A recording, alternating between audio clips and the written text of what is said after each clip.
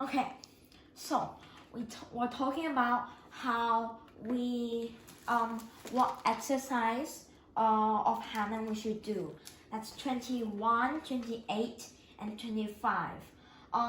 By doing a good exercise of Hanan, we have to by warming up, we have to do a Hanan or anything else that matters. But best will be a Hanan because that improves your technical and brains. And by doing a warm up, you need to really squeeze the notes, make it heavy while making your wrist and your shoulders and arms relaxed. You want you to use the back of your muscles because that's where your piano muscle is. If you feel any stress or pain on the top of the muscles, then it's not good because you're using your hand and not your fingertip. By doing a warm-up, we do it slowly, heavy, and really squeeze the notes. It's important to play a bit forward of the keyboard because you need more force to play it instead of playing it on the edge.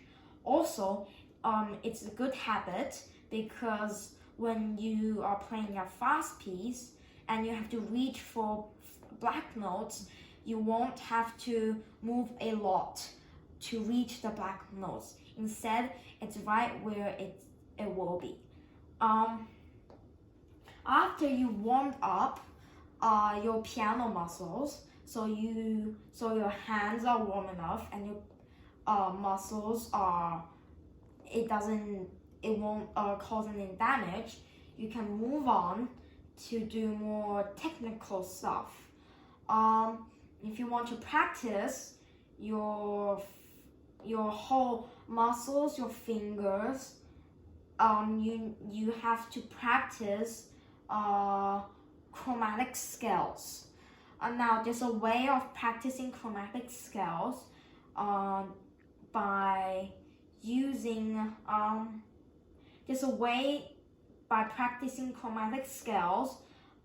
It's to let your thumbs really move it out instead of just hitting the notes from above.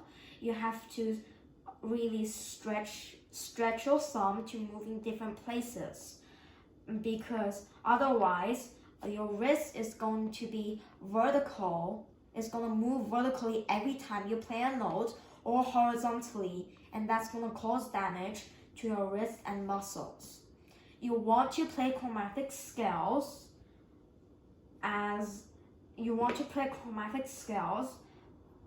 for your wrist.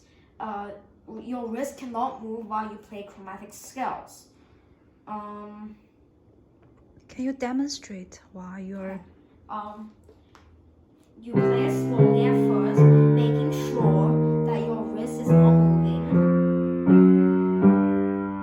And by playing chromatic scales and playing every piece, you need the right position for your piece.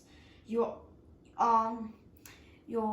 elbow should always be higher than your wrists. Think of it as imagine if there's a toy car here, and by the way you play, which do you think the car's gonna go? This way to the wrist or this way to the elbow? It's important that the wrist is lower than the elbow because you're gonna hurt your hand. It's also important not to stretch it out too far or too close to your body. You have to make it just comfortable while looking relaxed. A way of practicing chromatic scales is to practice your thumb is to put a finger on the black key that you play with, say the third finger. Then you're going to find the right position of the hand and the wrist, making sure that this is lower than the elbow. You're gonna see which position you're most comfortable with, and then you're gonna press your thumb. You're gonna press the notes beside the notes that you pressed. If I say A flat, I'll press G and A.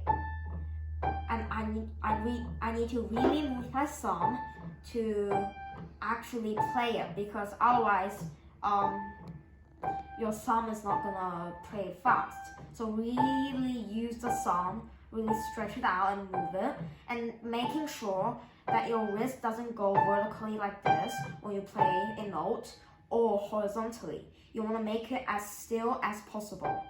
And you're just going to practice like this until you can even practice holding this and just playing that one note. Okay?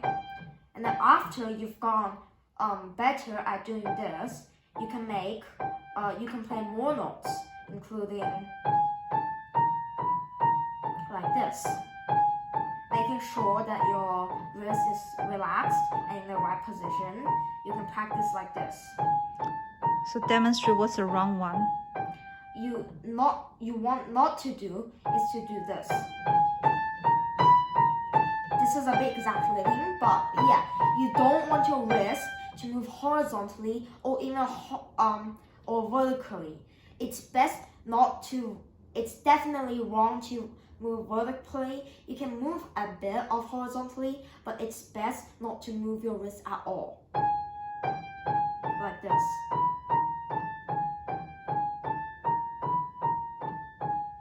And there's another way of practicing which uses actually your thumb to hold a white note, and then your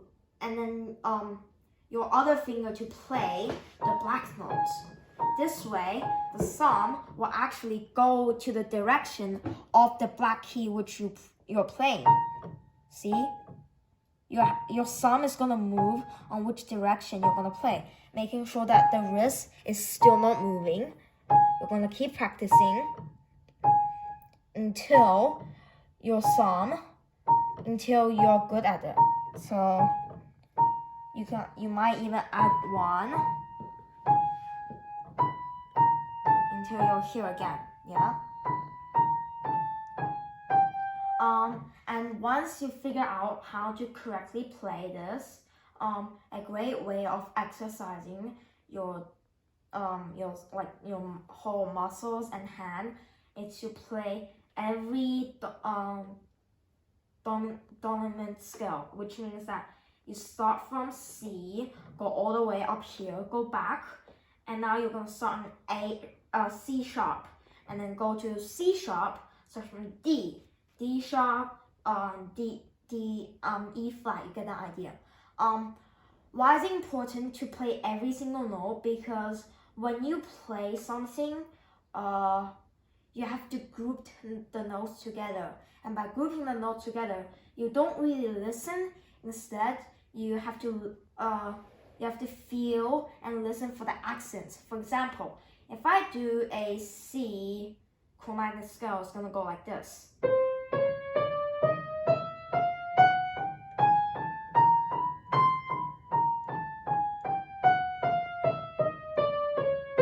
You might hear accents.